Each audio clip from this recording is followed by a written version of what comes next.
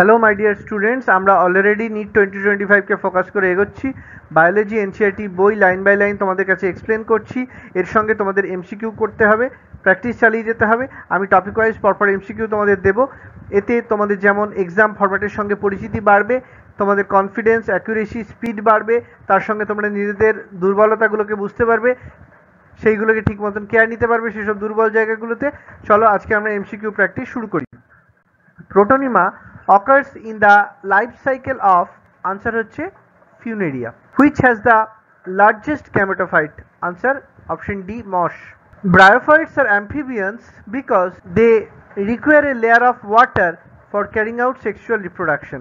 The plant group that produces spores and embryo but lacks vascular tissues and seeds is bryophyte. In Pinus, the pollen grain has 6 chromosomes. Then its endosperm will have the chromosome, এটা হবে option C, 6. Thank you.